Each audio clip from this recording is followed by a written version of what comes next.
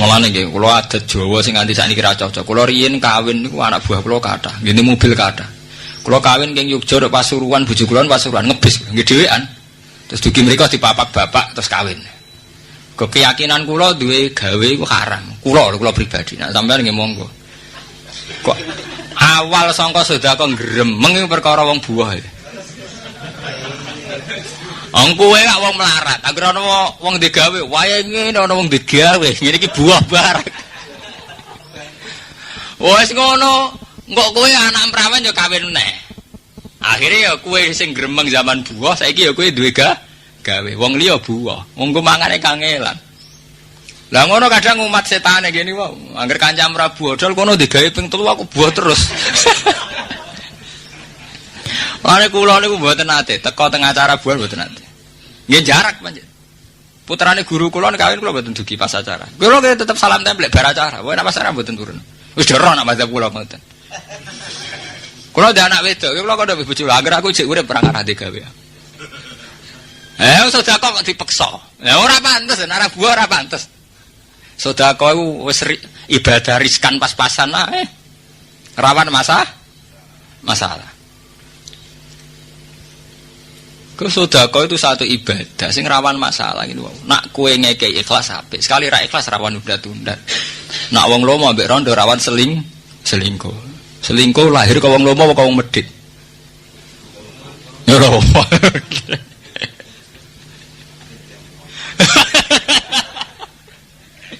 Lah kene disenengi bojone wong mergo lomo.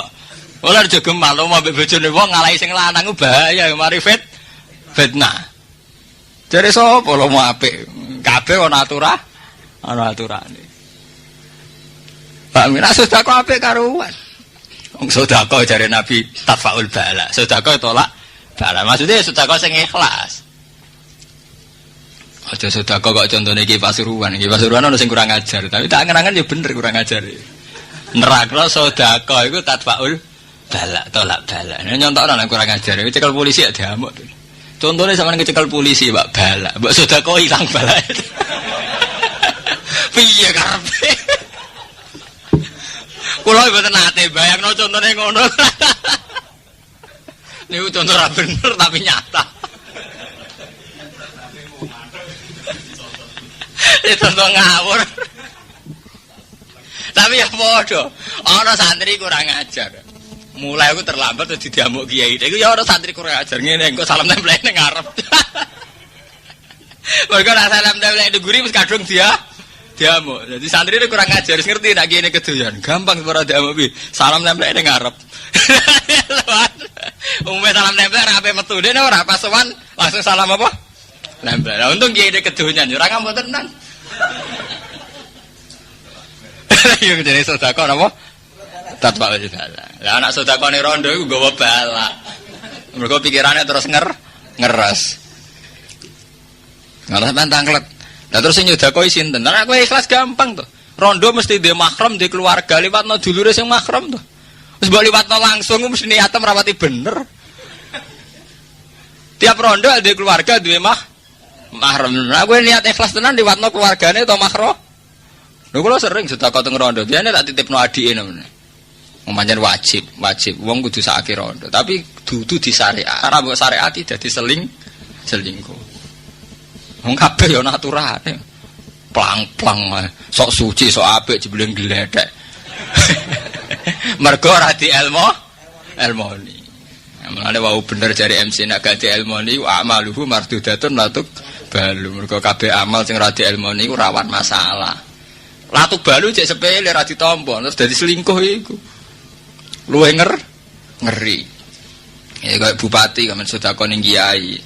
Tapi gara-gara sedekah institusi kekiainan jadi terkontaminasi. Nah, si akhirnya fatwane ra karu-karuan. Mosok partai tertentu kok wajib ngono Quran hadis.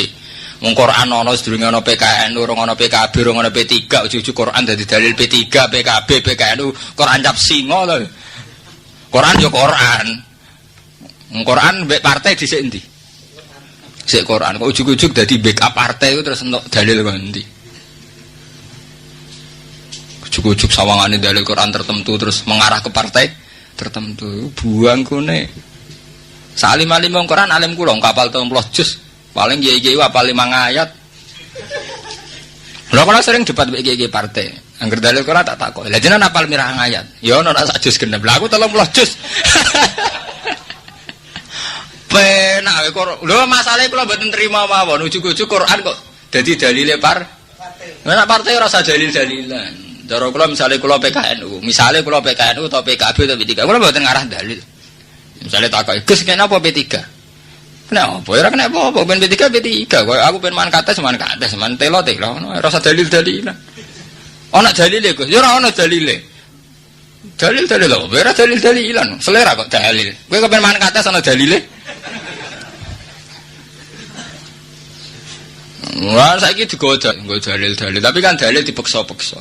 Ujung-ujungnya yo ngaji be aku, toriko melok aku, partainya ora anut aku. Nang kula anut jenengan di sisi awal-awale perkara toriko, Mbah. Saiki perkara partai benten pasal, Mbah. Kok malah nggawa-gawa toriko dienggo dalil-dalil. Dalil-dalil mboten bener nggih. Dadi misale sampean partai koyo mau man kates mangan jagung ngono, iku ben mangan jagung ya jagung, ben mangan kates ngene apa? Ora dalil-dalilan. Nek mangan maca bismillah ngono ae. Paham nggih? Dadi ibadah kados politik, kados ibadah liya-liyane iku cara fikih diarani ghairu mahdhuf. Satu ibadah sing awale disebut fikih ibadah sing ora murni. Mergo nyatane riskan, sekali meleset sithik riskan. Tapi nak salat mboten ngarah riskan. Kowe salat umpama keliru, paling banter gak sah, tapi tetep ditampa pangeran. Mergo kabeh bentuk sujud iku pangeran suweneng. Sampai nang hadis qudsi Allah Taala ngendikan nerakaku tak haramno mangan bathuk sing tau digo sujud ning bumi. Sujud terus simahum fi wujuhim min asaris sujud. Angger Quran nyebut nggih Ka'bah digawe apa? Nggih litaifina wal akifina war rukais sujud. Kabeh fasilitas sing digawe pangeran ujung-ujunge digo sujud. Lah kene apa kok ora digo sedekah ngene wae sedekah iku wong nakal lah nggih sering sedekah-sedekahan. Kira-kira lonte mbek lonte wape mulai kancane ra ndek dhuwit utang-utangan apa mboten. Nah ya kira-kira utang-utangan. Maling mbek maling gak sering utang-utangan dhuwit. Lah ya padha kok sampean santri padha kirene utang-utangan. Artinya satu ibadah sing wong nakal lah nggih nglakoni. Bedane sampean santri muni lillahi taala iki. Tapi ra disauri gremeng tenan jare sapa. Paham gak? Ini sirine rahasiane kena apa Allah Ta'ala pertama kali majibno nabi ini qiyamul lail. Kena apa kok Allah pertama ngendikan qumil lail lan apa illa qalila nisfahu awingkus minhu qalila. Bahkan wis nisfahu jare pangeran cek alaihi. Nah iso kon tambah. Padahal sampean tuwangi setengah papat nganti subuh pira-pira. Apa bareng isak ndelok TV kesel nganti jam 11. Nak sing janom-nom jago nganti jam 12 kok ngrasakno qiyamul lail subuh ra kodok pira-pira mareni Islam ngono iku Islam swasta mareni Islam ra bener Islam ra mutu. Kula niru bapak riyen nyemak mbak setengah papat riyen kula nggih protes bapak riyen nak nyemak mbak tekang setengah papat isu riyen zaman panjenengane bahasan mangli nak istighosan ki jam 3 bengi kula riyen protes. Tapi sekarang itu saya lakukan. Sekolah gede ngalim tambah ngerti. Pancen penting tenan qiyamul lail. Misale iki kula nak kangkang tangi wis setengah sekawan. Kemudian bapak nyemak wis setengah sekawan injing. Nggih saniki kula terusaken. Ya mergi sadar betul. Ternyata ibadah kados ngoten niku yang bener-bener ciri utama tiyang saleh. Kok ibadah kados sedekah ternyata wong dolim nggih nglakon. Tapi tetep sae lho sedekah men salah. Tetep sae. Tapi ora papan atas. Paham nggih? Mergo ibadah mahdhu mesti watabat tal ilahi napa? Tapi ana ilahi bener-bener menuju Allah.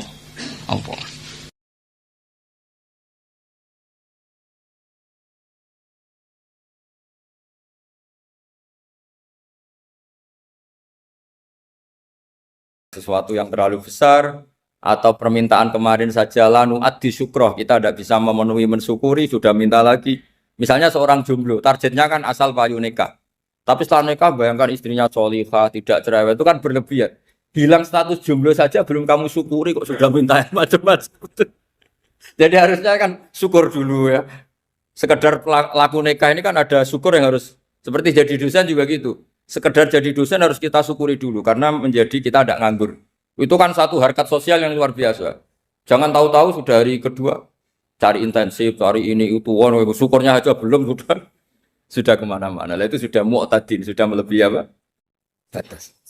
Ya saya kira. Jadi begini ya masalah pendidikan ya. Kalau saya jawab pakai ilmu hakikat saja, karena ini keahlian saya. Sebetulnya begini ya, kalau misalnya itu ya subjektif juga, misalnya bilang rata-rata alumni pondok ini sukses, alumni kampus ini sukses, yang ini tidak sukses, itu satu pasti subjektif. Karena biasanya yang diterkenalkan ya yang sukses-sukses.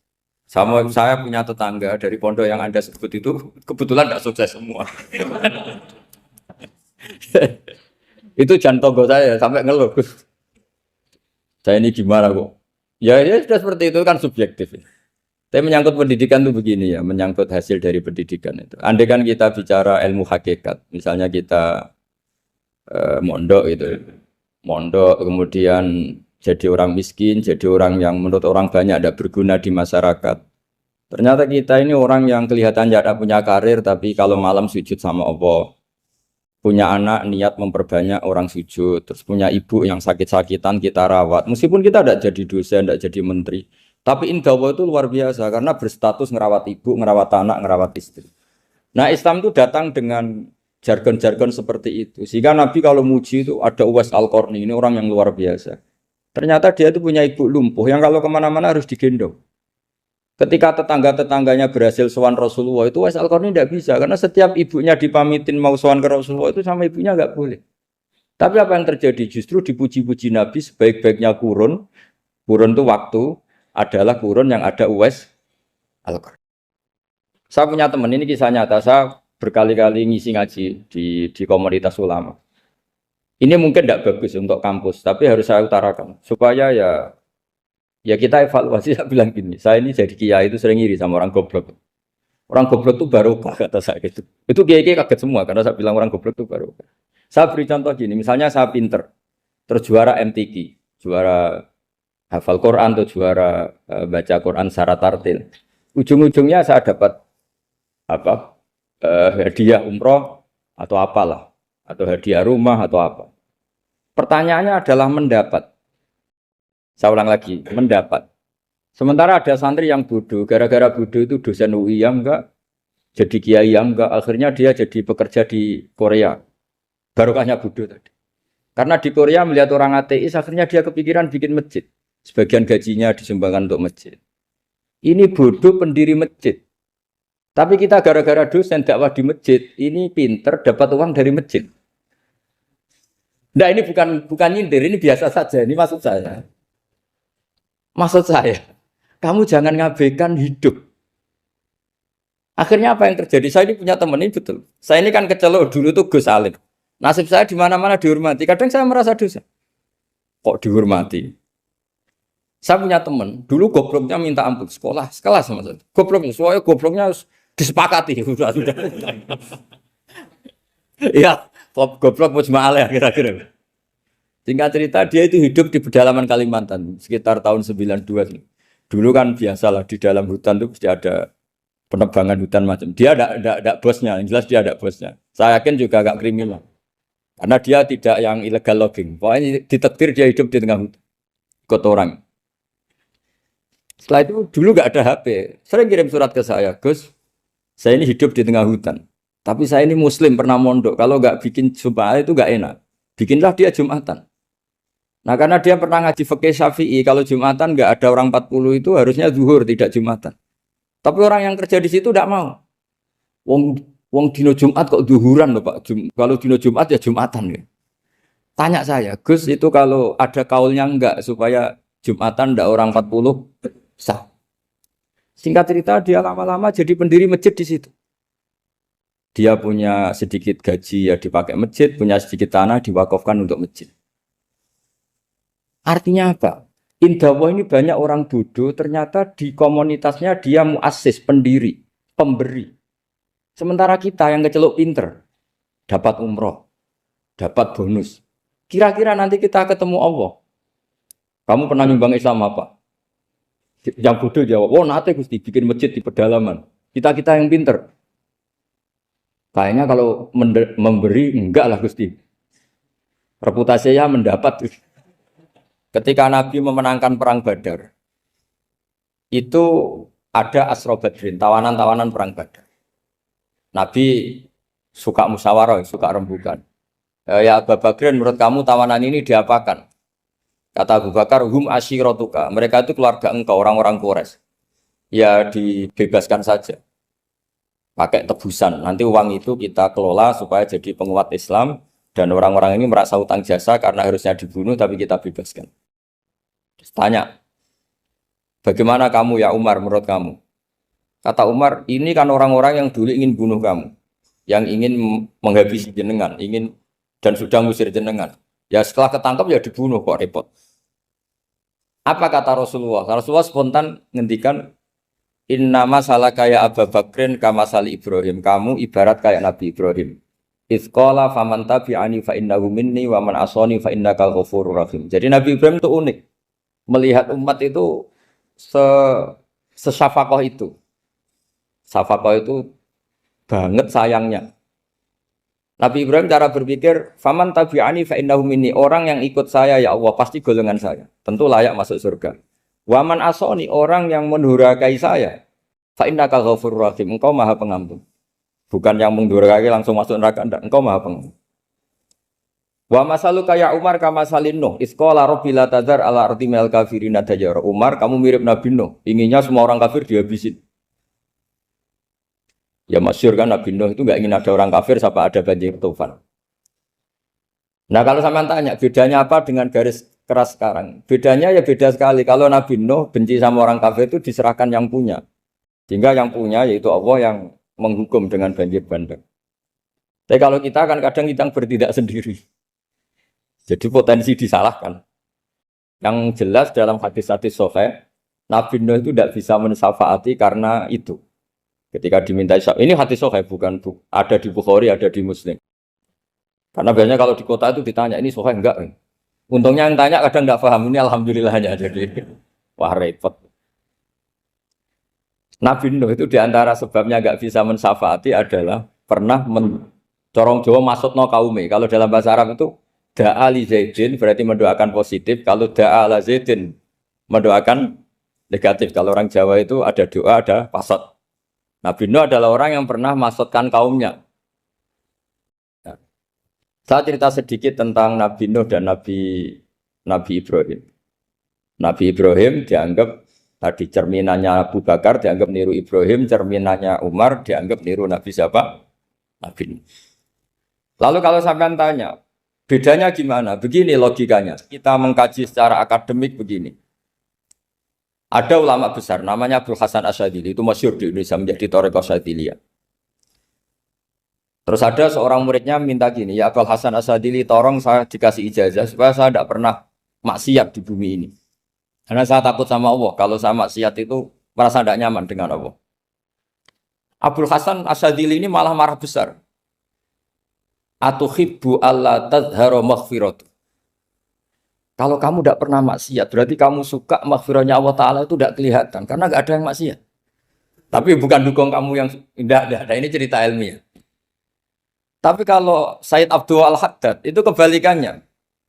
Ada orang fasik gitu, hidup berkeliaran, mengganggu masyarakat, ganggu ketertiban agama. Ada kiai atau siapa gitu mendoakan supaya tobat atau dikasih panjang umur supaya nanti bisa tobat. Itu beliau, Sayyid Abdul Al-Haddad marah besar. Man da'a li fasikin bil baqa faqad ahabba ayyusawahu fi ardi. Orang yang mendoakan orang fasik hidup berarti dia suka Allah dimaksiati di buminya. Jadi akhirnya jadi kutub besar, yang satu Sadziliyah, yang satu Haddadi. Kenapa ya? Karena tadi yang satu cerminan Nabi Isa, yang satu cerminan Nabi Yahya. Sebagaimana sabda Rasulullah tadi, ulama ummati ka anbiya'i bani Israil. Juga masyhur dalam aplikasi pengajaran juga gitu.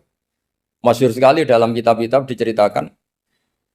Kalau Sayyid Abdul Haddad, kalau ada orang sowan itu, kamu ngaji sama siapa? Sama si A. Gitu. Pernah nangis gak pas ngajar? Gak pernah. Udah gak terus, gak usah diterusin ngaji orang seperti itu. Hatinya atas, ya. Wong orang iso nangis. Ya. Tapi kalau Abdul Hasan Asyadzili kebalikan. Kamu ngaji sama siapa? Sama si A. Pernah tertawa enggak kalau ngaji? Enggak pernah. Udah, enggak usah ngaji sama orang itu. Orang enggak bisa syukur. Jadi jadi itu manhaj besar. Nah, akhirnya orang-orang kayak kita ini enggak jelas semua. Nangis ya bisa, syukur, guyu ya bisa. Cuma celakanya kalau kita nangis karena tidak punya uang, kalau guyu karena punya uang, itu masalahnya. Tapi kalau wali-wali dulu enggak. Kalau senyum ya karena saking yakin rahmatnya Allah itu wasiat rahmatu. Kalau nangis ya karena takut azabnya Allah. Kalau kita kan enggak, sangat-sangat materialistik. Ini yang membedakan kita. Sebenarnya nangis dan senyum itu satu keharusan karena Allah punya madharul jalal. Ketika Allah dengan sifat keagungannya, maka kita ini seorang Jawa serako bersenyum.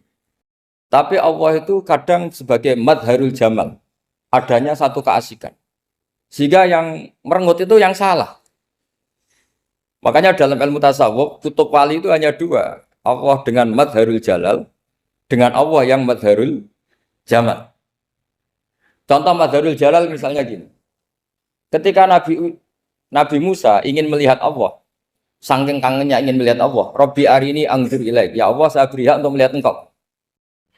Allah dengan jalalnya gini, Allah itu qadim, superior.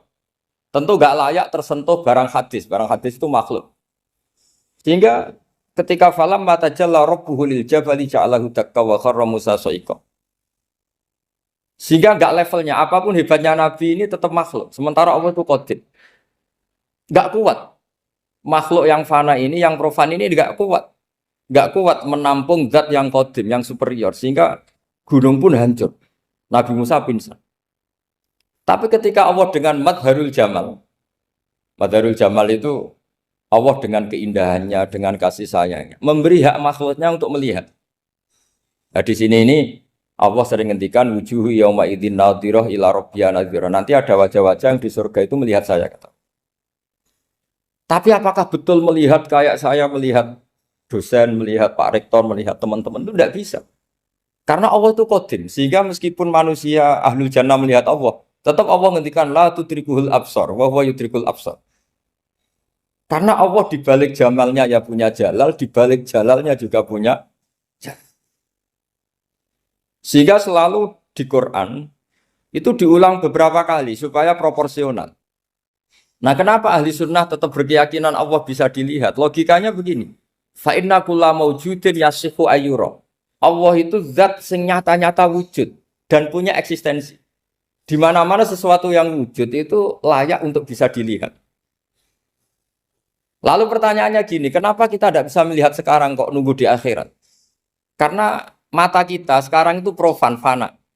Sementara kita setelah di surga, tubuh kita didesain abadi. Ya, saya ulang lagi ya, setelah kita di surga, semua fisik kita ini didesain abadi. Tentu karena desainnya sudah abadi, layak melihat zat yang abadi. Tapi pertanyaannya, kenapa tidak bisa ikhatoh, tidak bisa melihat sampai faham, la tudrikul absar? Karena abadi kita itu diabadikan. Sebagaimana surga abadinya diabadikan.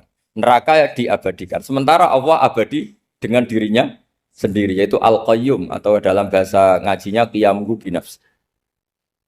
Nah, lalu pertanyaan, makanya Mu'tazilah itu menentang betul kalau orang di surga bisa melihat Allah. Cara berpikir Mu'tazilah, melihat itu artinya yang dilihat ada arahnya, sementara Allah terbebas dari arah. Tapi kata ahli sunnah cara berpikir tidak seperti itu. Melihat itu pokoknya tahu.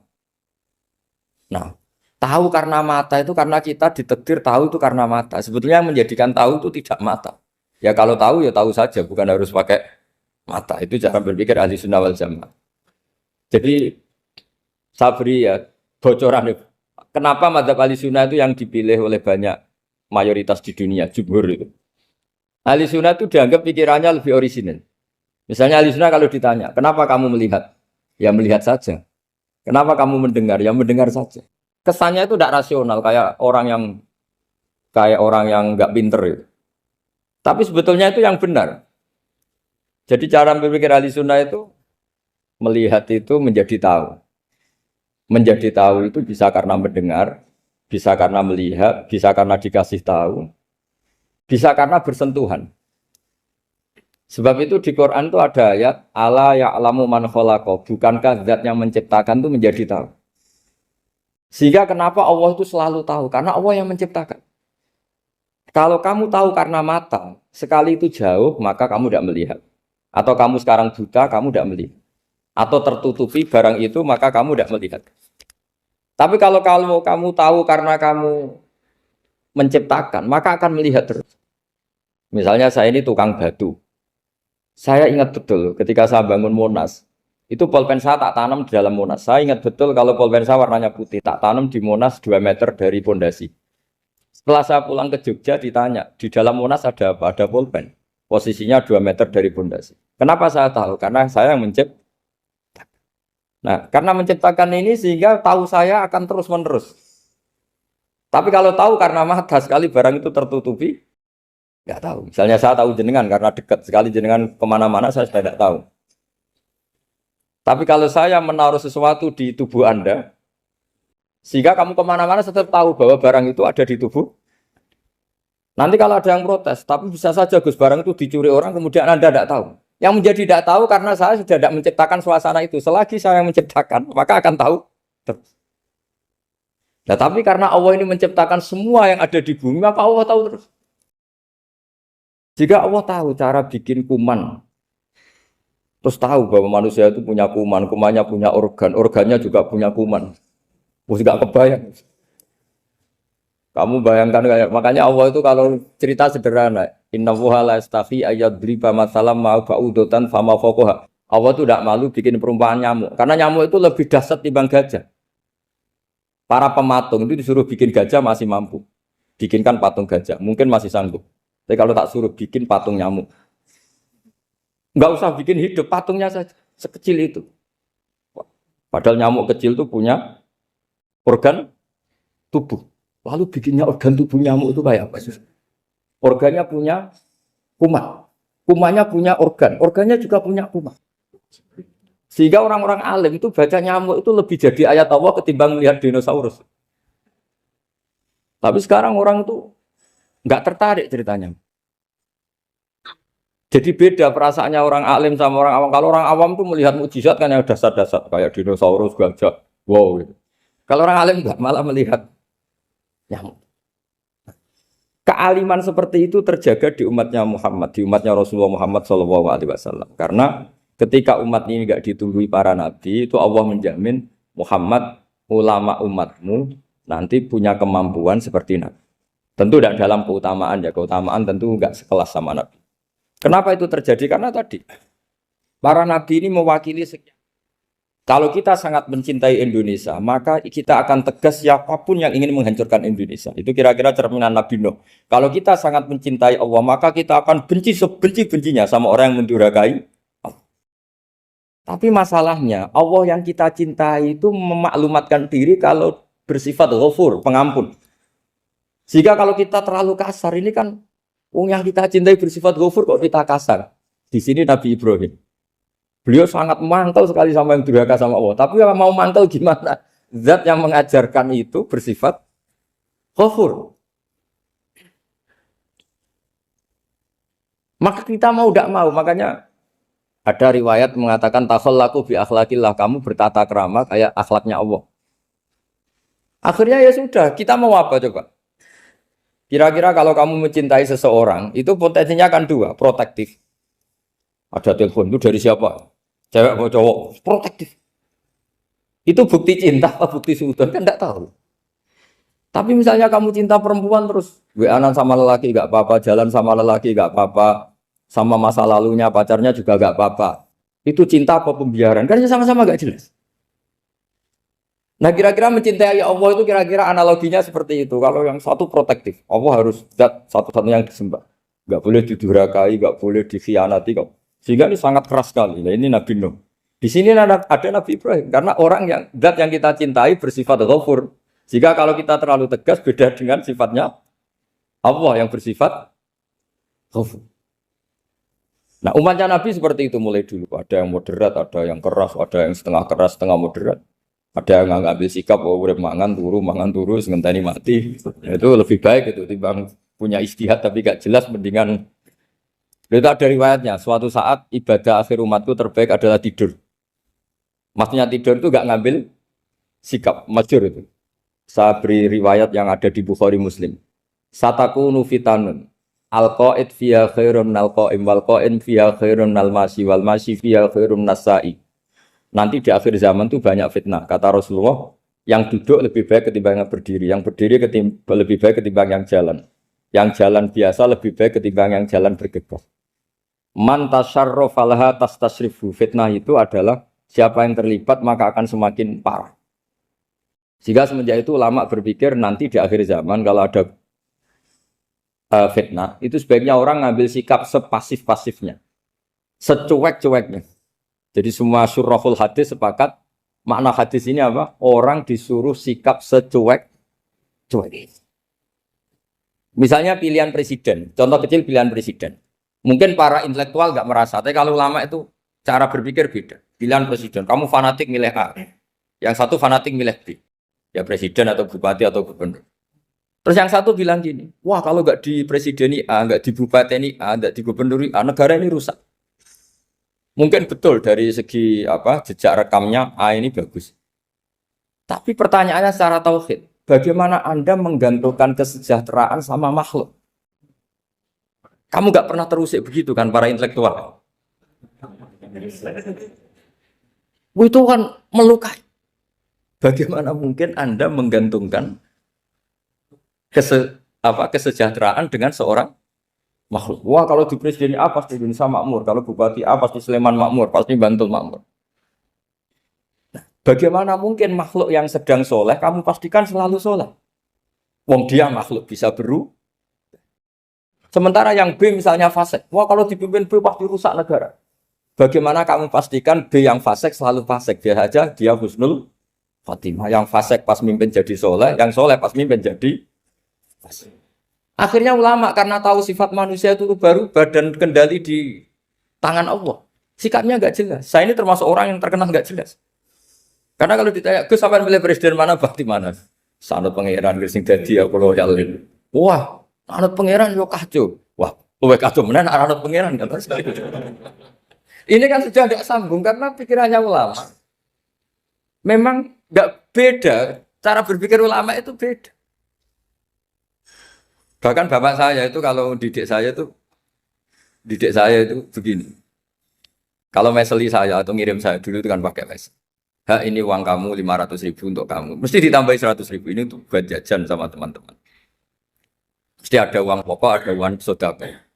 Dulu saya sering tanya, kenapa bapak sangat menghormati teman-teman saya? Kata bapak, kowe mondok aku ora iso nyukupi, sing iso nyukupi ya kanca-kanca. Ternyata betul, rata-rata anak kuliah atau anak mondok, uang pribadinya kan 8 hari dari dikirim sudah habis. Berarti kan masih 22 hari, kok bisa hidup itu kan barokahnya teman-teman itu. Malah yang agak beling itu 1 hari sudah habis, berarti ada 29 yang bergantung sana-sini. Sehingga Nabi dulu cara ngendikan itu unik. Kata Nabi, da'un nasa yarzuqu wahu ba'duhum ba'duh. Menusau barnawa, enggak saling memberi rezeki. Ketika ada collab, Medina itu pernah collab, terus sekarang pernah defisit. Beberapa pakar ekonomi datang ke Rasulullah, ya Rasulullah, sa'ir, tolong dikasih harga standar. Tapi apa jawabannya Nabi? La tusairu fa inna Allaha huwal musair. Kamu jangan kasih harga, Allah sendiri yang menentukan harga itu. Terus kata Nabi, kenapa engkau begitu ya Rasulullah? Ini negara harus ditentukan harga karena gini-gini. Kata Nabi, saya tidak ingin ketemu Allah dalam keadaan dolim. Tapi ini tentu di teori ilmu modern ini masalah. Tapi menurut orang modern. Tapi kalau menurut ilmu hakikat itu nggak akan masalah. Misalnya, kenapa Nabi tidak menentukan harga dalam keadaan negara seperti itu? Jawabannya pakar-pakar hakikat. Ya saya ulang lagi pakar-pakar hakikat. Begini, misalnya ada orang menimbun supaya nanti harganya mahal. Terus ditimbun terus sampai nunggu harganya mahal. Lama-lama dia sadar kalau timbunannya nggak ada gunanya karena ternyata orang nggak beli. Nah, ketika orang nggak punya kemampuan beli, yang menimbun juga nggak punya uang. Nah, tapi kalau sampean tanya, tapi Gus nak tuku barang pokok kan kita mati karena kehabisan stok. Itu masalah tauhid Anda. Bagaimana mungkin kamu bayangkan seorang makhluk tidak bisa hidup atau nggak dapat rezeki? Nabi itu orang yang sampai ke derajat hakikat dari tidak pernah bayangkan gitu. Salah sampean jadi orang yang tauhidnya masalah. Sehingga terus bayangkan, wah kalau negara ini kayak Wah kita makan apa? Kalau negara nggak stabil, wah kita gimana? Itu tidak bisa seperti itu. Dulu ketika kita dijajah Belanda, itu kiai-kiai kita, Mbah Hasyim Asy'ari, Mbah Ahmad Dahlan, mondoknya di Mekah. Sampai alim alama, dua beliau, Mbah Hasyim sama Mbah Ahmad Dahlan itu ngajinya sama-sama Syekh Khotib Minangkabau.